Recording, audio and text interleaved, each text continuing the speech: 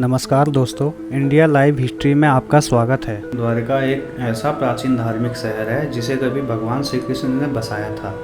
लेकिन ऐसा क्या हुआ कि ये पूरी नगरी जलमग्न हो गई। मथुरा से निकलने के बाद श्री कृष्ण ने एक ऐसे नगर की स्थापना की जो विशाल और सुसंगत था। इस नगर का नाम था द्वारका नगरी। लेकिन श्री कृष्ण की मृत्यु के बाद ये नगरी समुद्र में डूब गई। रिसर्च के अनुसार खुदाई में मिली द्वारका नगरी की कहानी 9000 साल पुरानी है। ये शहर उस प्राचीन विकसित सभ्यता से जुड़ा है जिसका निर्माण जब कोई दूसरा विकसित शहर नहीं था। ये भारत का सबसे विकसित राज्य हुआ करता था जो हूबहू आज के आधुनिक शहर जैसा ही था। हिंदू धर्म में द्वारका को 7 सबसे प्राचीन नगरों में से एक माना जाता है। बाकी 6 नगर हैं मथुरा, काशी, हरिद्वार, अवंतिका, कांचीपुरम, अयोध्या। कुछ लोग द्वारका को द्वारावती, कुस्थली, आनर्तक, वाणीदुर्ग, ओखला मंडल, गोमती द्वारका, चक्रतीर्थ, अंतद्वीप के नाम से भी जानते हैं। इस शहर के चारों ओर बहुत लंबी दीवारें थी जिसमें कई द्वार थे। कई द्वारों के शहर होने की वजह से ही इस नगरी का नाम द्वारका पड़ा। परंतु अब यहाँ ये सवाल उठता है कि श्री कृष्ण की मृत्यु के बाद अचानक ऐसा क्या हुआ कि ये पूरी नगरी जलमग्न हो गई। कहते हैं कि 9000 साल पहले हिमयुग की समाप्ति हुई, जिसके बाद समुद्र का जलस्तर इस कदर बढ़ गया कि कई विकसित शहर समुद्र में समा गए। इन्हीं में से एक तटवर्ती नगर द्वारका भी था। इतिहासकारों का कहना है कि द्वारका को श्री कृष्ण के देहांत के बाद जानबूझकर नष्ट कर दिया गया था। भगवान श्री कृष्ण ने मथुरा से जाने के बाद अपने पूर्वजों की भूमि को फिर से रहने लायक बनाया। इससे श्री कृष्ण की कर्म भूमि के तौर पर भी जानते हैं। भगवान श्री कृष्ण ने जब कंस का वध किया तो जरासंध ने कृष्ण और यदुवंशियों का नामो निशान मिटाने की ठान ली। वो मौका मिलते ही मथुरा और यादवों पर बार बार आक्रमण करता रहा। धीरे धीरे जब उसके अत्याचार बढ़ने लगे तो आखिर में यादवों की सुरक्षा के लिए श्री कृष्ण ने मथुरा को छोड़ने का निर्णय लिया। श्री कृष्ण अपने 18 कुल बंधुओं के साथ द्वारका आ गए और सब लोग आराम से रहने लगे। समय बीतता गया और 36 साल तक राज करने के बाद श्री कृष्ण जी का देहांत हो गया।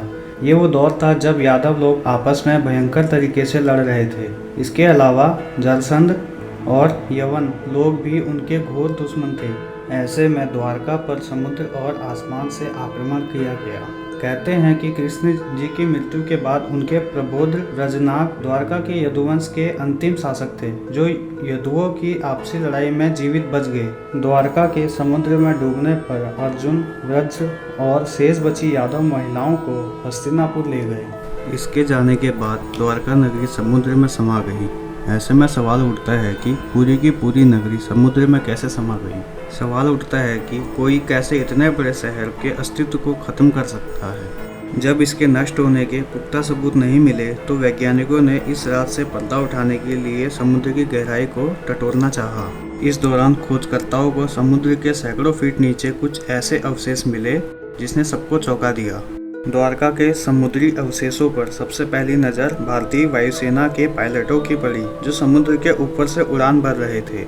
इसके बाद ही 1970 के जामनगर के घगरेटिया में इसका उल्लेख किया गया। पहले लोगों का कहना था कि द्वारका नगरी एक काल्पनिक नगर है, लेकिन इस कल्पना को आर्कोलॉजिस्ट प्रोफेसर एस.आर. राव ने सच साबित कर दिया। दरअसल प्रोफेसर एस.आर. राव और उनकी टीम ने 1980 में समुद्र में 560 मीटर लंबी द्वारका की दीवार की खोज की, जहां उन्होंने पौराणिक समय के कुछ बर्तन भी मिले जो 1588 ईस्वी पूर्व से 3000 ईस्वी पूर्व के हैं। इसके अलावा सिंधु घाटी सभ्यता के भी कुछ अवशेष मिले। 2005 और 2007 में भारतीय पुरातत्व सर्वेक्षण आर्कोलॉजिकल सर्वे ऑफ इंडिया के निर्देशन में भारतीय नौसेना के गोताखोरों ने समुद्र में समाई द्वारका नगरी के अवशेषों को खोज निकाला। 2005 में अभियान के दौरान समुद्र की गहराई में कटे फीटे पत्थर मिले। इस दौरान लगभग 200 सैंपल जमा किए गए। नौसेना के गोताखोरों ने 40,000 वर्ग मीटर के दायरे में इन अवशेषों को खोजा और वहां पड़े भवनों के टुकड़ों के सैंपल जमा किए, जिन्हें शुरुआत में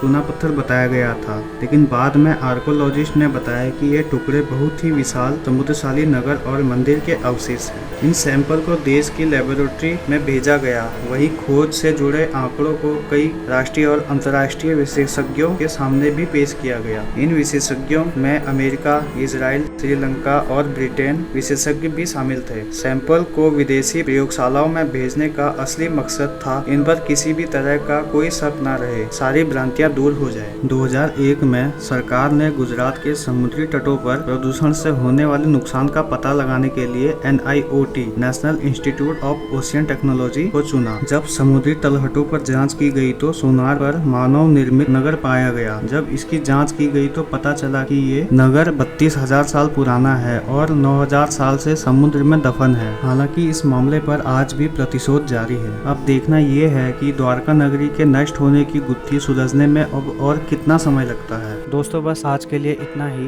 वीडियो पसंद आया हो तो इसे लाइक और शेयर करें, साथ ही चैनल को भी सब्सक्राइब करते हैं। जय हिंद दोस्तों।